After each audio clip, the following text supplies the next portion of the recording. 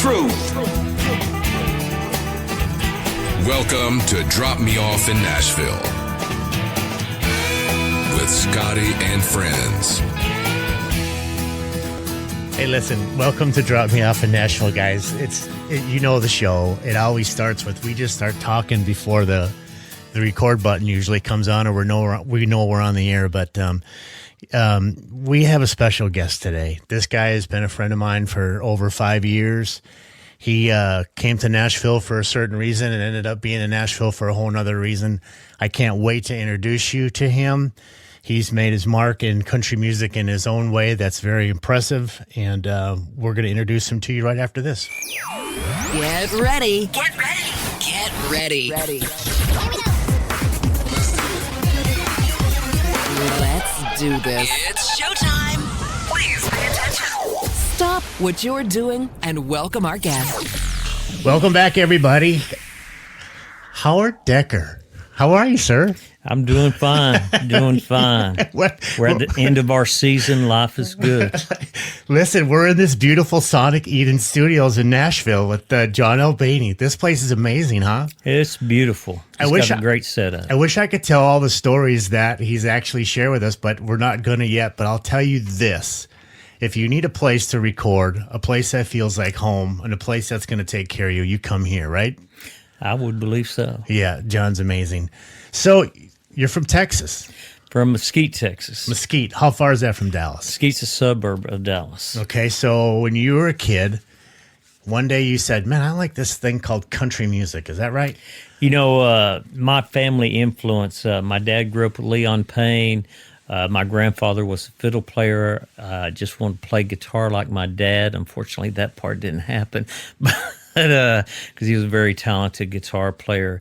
And so I always had that musical influence. My mom took me to see Cash when I was 6 years old at Panther Hall in Fort Worth. For my 16th birthday, she got me Chuck Berry and Ricky Nelson's greatest hits. Wow. And so warm out. Had the country influence from my dad, and my mom took me to shows to see people. I always knew I wanted to play.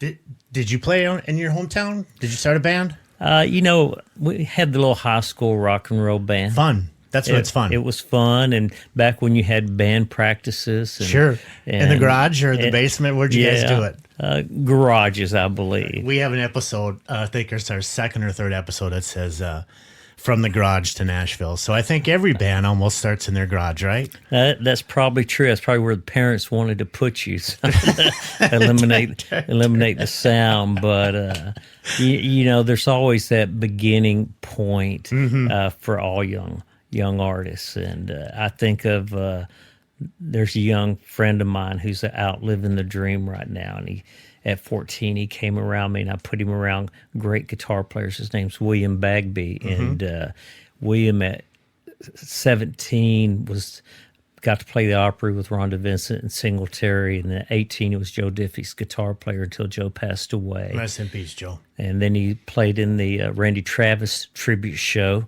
and just left because Zach Top came knocking on his door and said, I'd like for you to play guitar for me. That's great. So he's got the Zach Top gig, and, you know, everybody has a different path to get there. But, and it's great to, you know, when you got to be a part to help somebody along that pathway. But there's a starting point for everybody. It's just a question of how hard your focus and commitment is to get to the show. I'm not sure if a lot of people understand that, the commitment that it takes to live the dream. It's not easy.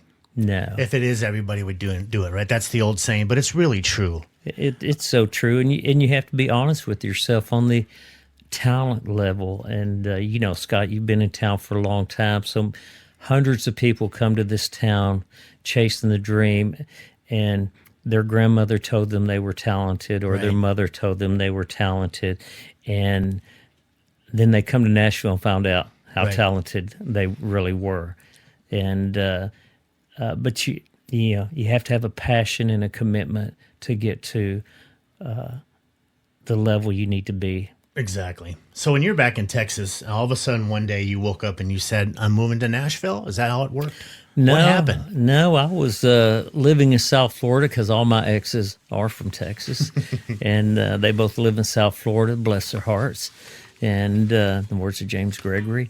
And I was doing a show with Johnny Paycheck at the Collier County Fair in Fort Myers, Florida, and Johnny Barber, bless his soul. Johnny Barber was a friend of mine. Yeah. He died not too long ago. No. I love Johnny Barber. Johnny Barber was a good man, and he said, "Why aren't you in Nashville?" Oh, And I had a cousin that lived in Springfield, and second cousin I'd met once, and my aunt said, "Hey, you have a cousin that lives in Nashville." So I moved to Nashville to pursue the dream because I didn't want to be the person that said, I had the talent, but I didn't go. yeah, what was the dream? What was it? What was in your mind that you thought or where your trajectory was going? I wanted that record deal like every other young artist in this town. And I did, I've always been a guy who went after whatever I wanted and made the commitment to do what it takes. And I didn't want to be that guy who came here 2 years and went back home. Well, I could have got there, but I didn't get the break. No, I was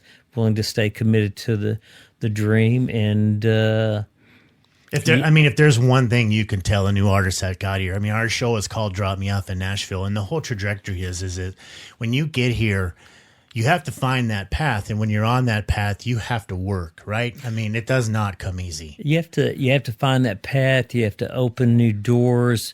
You have to have an open mind.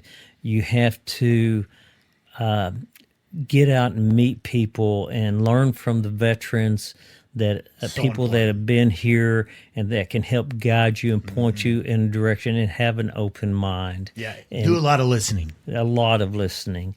And, I remember Dennis Morgan told me when I was young and in town that, you don't have to be George. You don't have to be Garth or Keith Whitley. Very few people are going to have that opportunity, but there's a niche and you can make money in this business.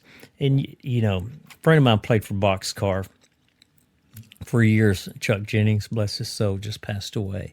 And Box always told him that it's show business. Take care of the second word, you get to keep doing the first. Right. And you have to realize it's a business. As musicians, we all want to just go play and sing our song. Right. But you have to run it as a business to succeed. So you need to learn the business end, and you need to focus on toning your craft so that it's at a level that when it's your turn to shine, when it's your turn to perform, that you know your part and you can go out and kick your part. Well, that's the whole thing of it. And in Nashville, there's a lot of noise is what I call it. I've always called it noise since show one.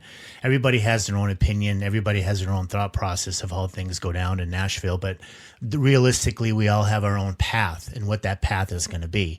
When I came to town, I knew I wasn't a singer, but I wanted to go into a studio and record songs, so I knew how the process worked. I knew I was going to go into management, but I needed to know, like a janitor. I got to be able to sweep the floor before I can walk on the floor, right?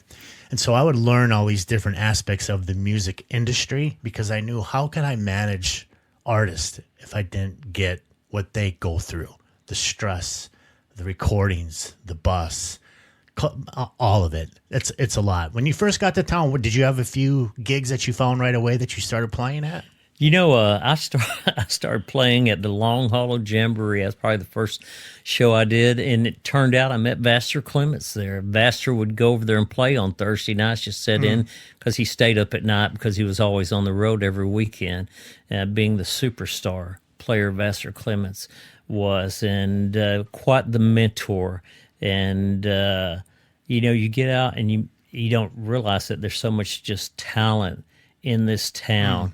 And I think you'd find this true, Scott.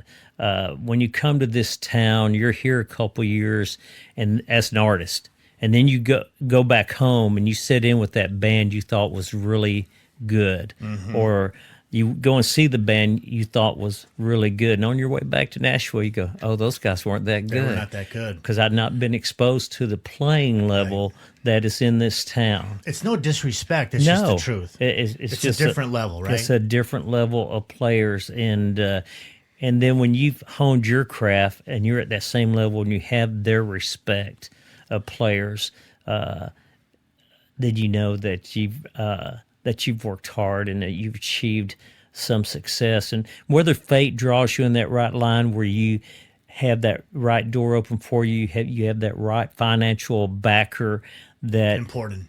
that gets you there, because there's no deals giving based on talent. No. It has to be the talent level and the financial package behind you for you to achieve a stardom level. Every artist out there had somebody behind them financially getting them there.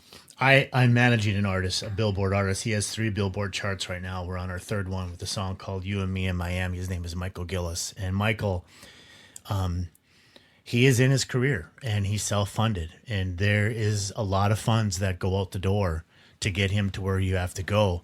And there's a lot of hoops that he's been jumping through that are sometimes very frustrating.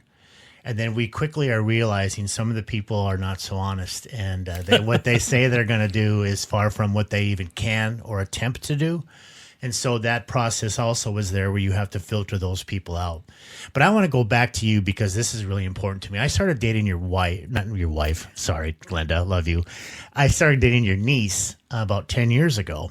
And I didn't know that you were a performer. Now, we went to holidays together and we visited about music a little bit. But then I saw you perform in a town called Springfield, Tennessee, I think it was. You were playing in a bar up there. What was that bar called? Probably Backroads. Backroads. I was going to say Crossroads. But I walked in, I sat down, I looked at the stage and I said, that's George Strait. And my wife now says, no, that's my Uncle Howard. I said, he sounds like him. He looks like him. That guy is great. And we didn't leave that entire night because I was so mesmerized. Your mannerisms, how you present yourself, how you conduct yourself, how you sing, your band. It was amazing. So that brings me to all of a sudden one day you're doing George Strait shows and you're extremely successful at this. What happened? How did that all come about, Howard? You know, people had always told me that we look alike, and I just told them what's the Texas thing. We weren't worth much. We could all sing a little bit. And we were at a wedding several years ago, and for a drummer, Josh Miller, and my wife said that I think that's Jason Aldean. And I said, no, that's that look-alike he plays for. And we met Greg West, the ultimate Aldean, and Chad Collins, who does a Luke Bryant tribute show, was there, and they went on and on how much George and I looked alike. And Greg said, hey, have you ever thought of doing George? I said, no, not really. I've always done my own thing. And he said, well, here's a 6-figure amount that I made, and if you're interested, call me, and I'll help you get started. So I called him, and we went out, and I sat in Ohio and Georgia, and the crowd really enjoyed it. And the managers, one of them wanted to book me on the spot, and he helped me get started, helped me get my foot in the door in the tribute show market. And then I met Don Suter, Kid Kentucky, the Kid Rock look-alike, Kid Kentucky and the American Badass Band. And Don's been a true blessing. He's a wonderful guy. He's been Greg had been there 11 years. Don's been doing it 6 years, and very successful. And they have a great show if you ever get a chance to see them, if you like that style of music. And he hooked me up with Brian Bailey, his drummer, booking agent, runs Nashville website design, worked for CMT for 12 years. And so I talked with Brian. Nice guy. Yeah, Brian's so educated, so smart. I told him he's the smartest drummer I've ever met. Yeah. But he has been a true blessing. And then I have a booking agent in Decatur. We had a successful first year. We did 11 shows our first year. We're doing 20 shows this year. Hang on a second. I want to ask you about something. Okay. First show. Remember it? You had to put a set list together with a guy by the name of George Strait who has, 60-some number ones? Yeah. And you have to get that down to 20 songs? I don't know what was your set, hour and a half, 90 minutes? How'd you pick them? Well, it's 90 minutes. We probably play about an hour and 40. And I've had people, one of my bass players came to me and said, man, you do a lot of songs. I said, it's George Strait. I think I owe it to the crowd to give them as many songs as I can fit in that time. And he said, yeah, but you're doing 27 songs. Wow. And I said, yeah, but I feel like I owe it to the crowd. And at that time, he was playing for Daryl Worley. And I said, how many does Daryl do? He goes, oh, Daryl does about 19. I said, there's so many great songs. I think there's standards that you have to do. Sure. You have to do The Fireman. You have to do Cross My Heart. You have to do Amarillo, Unwound. So your first set list, you really just started writing down going, I have to do this one. Well, I have to do this one. Right. And now all of a sudden you're Next at thing you know, 20 going, you're going, wait a minute. No, you're at 40, cutting back down. And as we enter getting ready for next year, we've already started working on that set list, and we're already pulling out 4 songs and putting 4 new songs in. But here's the thing. You can't do 2 hours. You have to stay to the minute, hour and a half, hour and 40 minutes. Your voice just ain't going to take it, right? And you're not going to do George justice anymore. Well, the thing is that most of our shows are one-off shows, so we do some routing dates, but most of them are one-offs, and so vocally it's not that strenuous and stuff. So we've had a few venues that have asked us to play 2 hours, and they'll split the show an hour, take a break, come back, do another hour. But I find that the hour and a half, hour 40 show gives it's long enough. After that, people will need to get up and go to the bathroom. Yeah. But vocally, I can handle it, but an hour and a half, people, they're getting to hear George Strait, and you could sing all night long, and they would be thrilled. I'll tell you, we saw you in Florida. We took a trip over. We drove a couple hours to come over and saw you. I think it was called Little Nashville or something. Down in Orange Florida. Blossom Opry. Right. Wonderful show. Sawyer Brown guy works out there with a guy by the name of Mark Oliveris, was good friends of him, who's also a friend of John Albany here at Sonic Eaton Studios. Yeah, Mark's a great guy. Mark's a great guy. And what I learned is when I sat in that audience and I watched you, I think I counted a 7-piece band. 6. You guys were very tight and very, very good. It was a great show. And when I'm out there, they don't know that we're related or friends, right? So I'm hearing the people around me going, wow, this is fun. This is great. He's a good singer. I'm having a fantastic time because let's face it, most people are not going to get the opportunity to see George Strait. So you're giving him something very special. I think that's pretty awesome, Howard. That's the way I feel about it. I shake every hand and I give everyone a picture, and people always come and say, hey, this is the closest to George we're ever going to get, because George is not going to be in their small town. He's not. There's no way.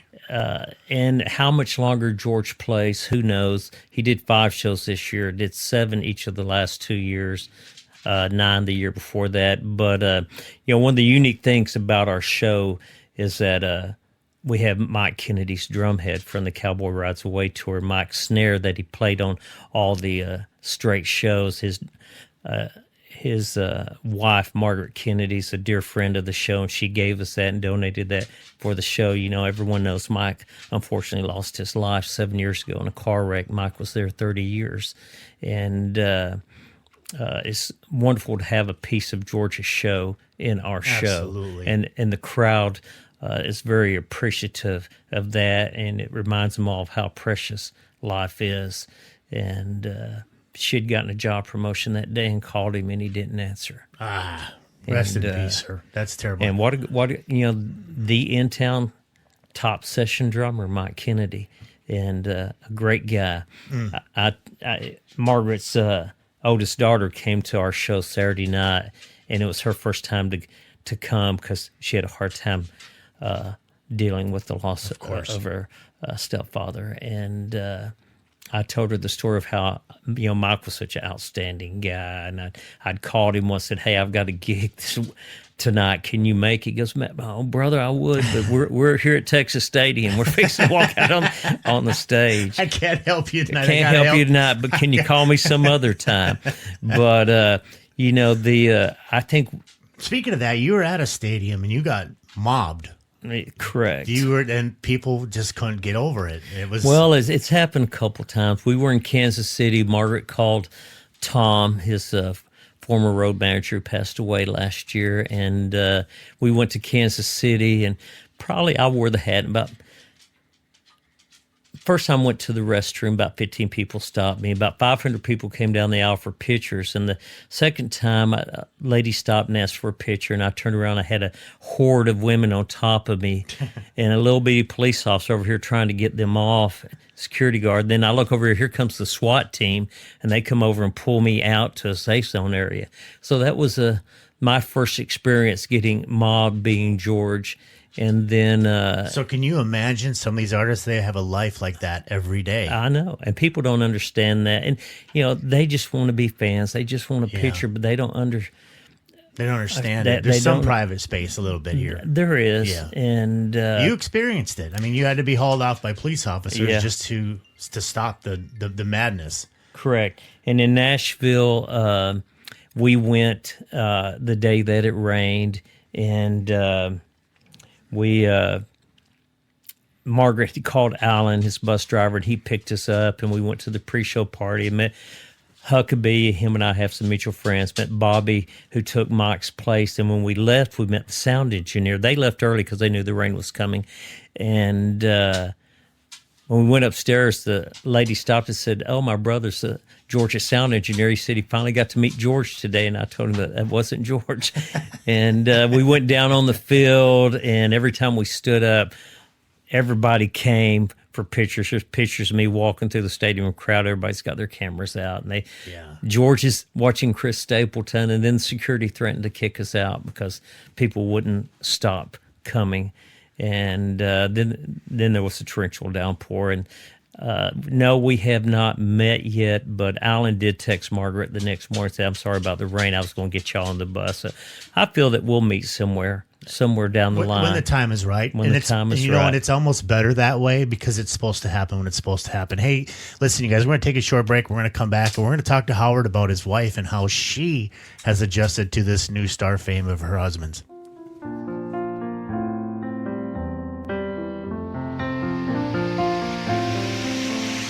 When music feels real, you don't just hear it, you feel it. That's the sound of Michael Gillis, one of today's fastest rising voices in adult contemporary music.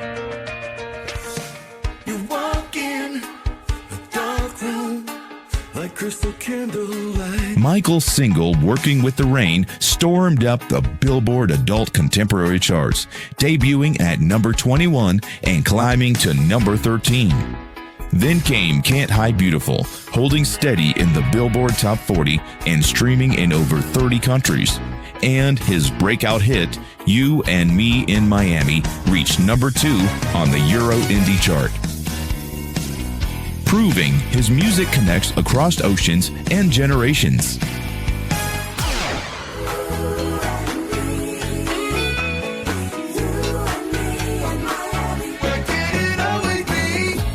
With heartfelt lyrics and that unmistakable voice, Michael Gillis is redefining modern pop country crossover. Authentic, soulful, and radio ready. Stream Michael Gillis on Spotify, Apple Music, and everywhere you listen. And follow at Michael Gillis Music on all socials. Because when the voice is this honest, you just can't hide beautiful. My grandmother grew up in Leonard. And Chuck Jennings, I mentioned earlier, Eric used to promote him as a DJ in Greenville, Texas. Then I found out that Eric, my friend Jerry Webb, and his wife, we all went to the Greenville Super Bowl Speedway. Eric is another. We're talking about Eric. How do you say his last name? Eric Blankenship. Blankenship. I saw him play one time. He said he won some contest down in Texas, and he's like, "I'm going to go to Nashville. I'm going to be a star." And now the guy's running the most successful bus company in this town. The most well-respected man in this town, and he's a heck of a good singer. He's a really, really good singer. And you're saying he plays at the local on Tuesdays, Tuesday right? nights in Hendersonville, and it's a who's in the crowd. Really? We're talking the Isaacs, Ben Isaacs is there, Mike Rogers sure, is they're all there. that way. Jimmy Fortune's there. Oh, I love Jimmy Fortune. What a voice. Unbelievable. And the great thing about Jimmy is not only is he the ultimate tenor voice, He's just a humble, dear, sweet guy. Every time I've run into him, I say the same thing. I don't know anybody who can sing better than you, sir. That's what I always say to him. But he's so respectful of your talent if you can hang also. Yeah. But he's a great guy. But Jeff's got a great thing going over there, and Janae, George's fiddle players, there all the time. They were just there Monday night. Mike Rogers and Ben Isaacs and her and another young gentleman, I can't think of his name. But the local Hendersonville is now the new... it's the click place. That's the place. To be, and the band's wonderful.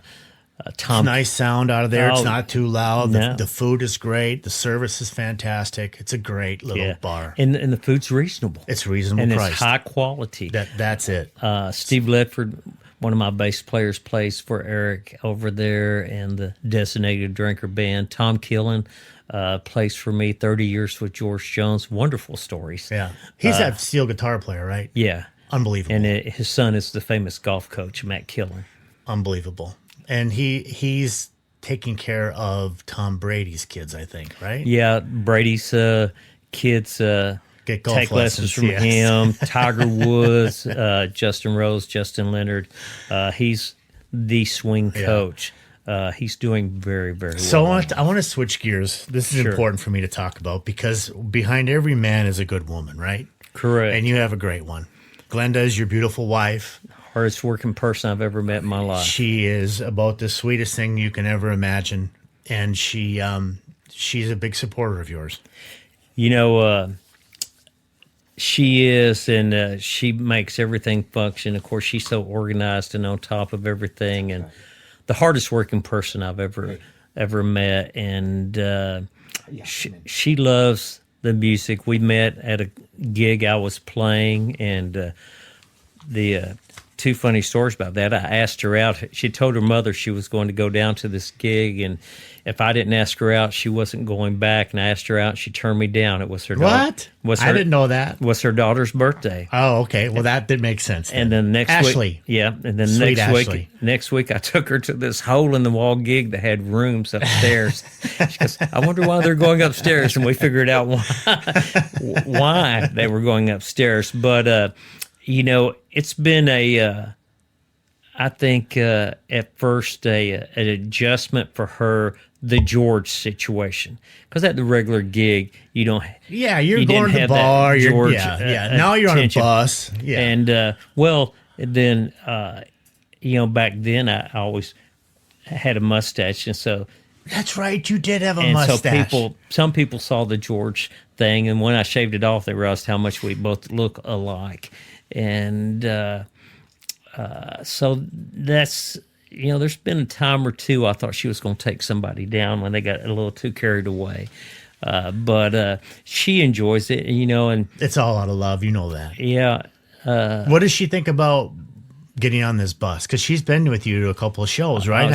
She's been to every show except North Dakota, because there was something about North Dakota in December that she said no. Good for her. I don't blame her. I think it was 1 degree when we got there. But she's gone to every show. She handles our merchandise, and that's her money because she handles the accounting work and all of our merchandise. And but I think she really enjoys it. We were out last Monday night at a fair buyers convention, and she was came to me and said, "I'm very proud of you." So that's very sweet. So now that you're doing all these George Strait songs, right? You know how an artist has to do these songs over and over and over again? Well, you're in the position now where you're starting to do the same songs over and over and over again. Do you ever get tired of them? No, because there's such great music. It's the best country music in the world. And the thing is, you can always take one out and put another number one hit there. That's the thing. And people always tell you, if you're going to have a hit song, make sure it's a song you like for the next 30 years, because that's what you're going to be singing. You're going to be singing it, yeah. And with George, there's more than 5 number ones. Right. There's more than 10. There's 60. Yeah, it was funny when we were talking about the set list and how this year you're going to pull some and put some other ones in, but there's just songs you have to leave in that set list no matter what you're doing, right? Oh, sure. You have to do Cross My Heart. You have to do Amarillo by Morning. When Did You Stop Loving Me? Check Yes or No. Cowboy Rides Away. Right. Troubadour. I find that. Do you do this where you take them on this emotional ride where you do a few honky-tonkers and a couple of ballads and just to keep it going? Try to keep it, kick it, bring it down, kick it. Because you're not playing Broadway. No. You're playing a show that you're tributing the man. George Strait. The man. The man. And we promote George in our show, and I tell people that we're not an impersonation show, we're a tribute show. And it just so happens that him and I look alike. Right. So that's an added bonus for the show. But there's so many great songs, and you just go on and on. I think, we're looking at adding King of Broken Hearts. What a great song. Right. And Marina Del Rey, which we haven't done, and a few other ones. And just pull a couple out, put a couple in. Right. But we do a lot of songs, but I feel like you owe it to them. They're paying their good hard money. I think it's one of the reasons why tribute shows have become so popular. A lot of people ask that question, why? And I think because it costs so much to see the main artist today. Parking, dinner. Well, they're not $500,000 out. They're not making money off record sales, off CD sales. Right. They're making practically nothing off streaming sales. They're making their money live, and I'm happy for them. But if it costs $300 to sit in the nosebleed at a stadium, that's $600. Right. For your sweetie, a T-shirt, dinner, parking, and then come see us for $25 to $50, $75. Yeah. Big difference. Big difference for the working individual, and they can get up close and personal too. So how do I get a hold of you? I want to book you in Minnesota, Iowa, California. What do I do? Where do I go? You go to www.straightcountrytribute.com and straightcountrytribute.com. Okay. And then my management will reach out to you. So is there like a generic way that they can send in an email that says? Correct. It's all listed on our website. And then you'll start the booking process with your management team through there. Right. What do you got coming up this next year? You booked solid or what? We booked Guilford, Connecticut the other night. We're in Crossville. We're in Hodgensville, Kentucky. We're in Talladega, Alabama. A little bit of across the United States. This year we've been in Texas, we've been in San Diego, we've been in Ohio, Illinois, Indiana, Florida, across the United States, and I think it's just going to continue to grow. Yeah, and you're mostly on the bus, right? Well, definitely mostly on the bus. As we were talking earlier, the more you deal with airlines and airports, the more you're going like, it's going to cost me more, but I think I'll just ride on the bus. Right. And, funny part is somebody mentioned to me earlier, she's my number one fan. She likes John Foster, the new kid off the show, one of the TV reality shows. And he'd made a comment to her that he'd bought his first bus. And I'm going like, very few people buy them anymore. They lease them from Eric. Right. Because it's not a question if they're going to break down. It's when they're going to break down. You better have it at least. And that's the thing, because it's not a $500 fix. It's a $5,000 fix. Easily. Or a $10,000 fix. One of my friends in town runs a couple buses, and he had two buses break down the same week, $10,000 a piece. Wow. Repair. You've got to get them fixed. Yeah, you got to get to the show, too. You have to make that date. You got to get them home. You have to have them on the road so that they're making you money. Well, listen, I want to tell you thank you for coming in today. Oh, it's my privilege. You've built a career on your terms and how you wanted it, and you came to Nashville for a certain reason, and you ended up doing something pretty special, being somebody that can imitate and sing and tribute a man like George Strait is very impressive. And I thank you for the fans. I can tell you that because I heard it in the audience when I sit out there and I watch you play and perform. They're very proud of what you do, and I am too, and I can't thank you enough for you coming in today. Well, I appreciate it. I have a passion for what I do. Rule number one is I live to play. Rule number two is my 5 favorite words: show me to the stage. Show me to the stage. Because I love to go play, and it's a total commitment. When it's showtime, I'm going to the stage. And, Dennis Morgan said, you just got to find your niche. It took me 25 years. But you found it, Howard. But I found my niche, and it's... I mean, you quit your other job. You are Correct. doing this full time. You're very successful with what you're doing. I'm proud of you, man. Thank you. I appreciate it. It's great. Thank you for having me on the show. One more time, what's that website? It's www.straightcountrytribute.com. You can sign up and register. You'll be able to find out where all of our shows are across the United States next year. I need you to do me one more favor, okay? Sure. Imagine if this whole room was full of dreamers, kids who just came to town, and you could tell them one thing. What would you tell them? Stay committed to your dream. Be honest with yourself. And then stay committed to your dream. You have to, right? You have to work hard. And do what you say you're going to do, because it goes a long ways. It's so true. Get out, meet people, but be honest with yourself. Do I have the talent to make it? Not what grandmom or mom or your favorite aunt tells you. What do other people say when you're out there performing? That's me. I go in the crowd and I listen. Like next week, I'm bringing in this guy by the name of Scott Collier. He's one of the biggest stars to me in Nashville, Tennessee. And I don't even know how to explain him or how I'm going to do this interview next week with him, but I'll tell you, I can't wait to get his wisdom, because he lives this every single day and he found his path. And I think that is very important for these kids to realize that when you come to Nashville, you might make it, but you might not, but you might find another path that you just be just as fulfilled and be just as successful. That's so true. And my guitar player is a very famous guitar player here in this town. He's been here 40 years, played for Vern Gosdin, The Voice, for 16 years, Eddie Raven, a couple, 25 on the Opry with Jim Ed Brown, and Mike Baker. He's a top-of-the-line session guitar player.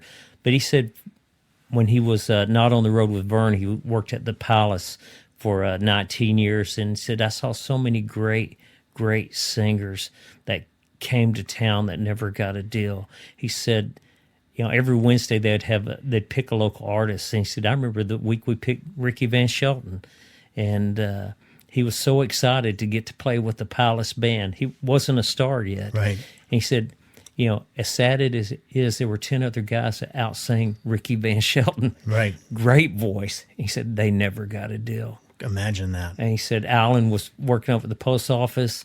Randy was in the kitchen washing dishes.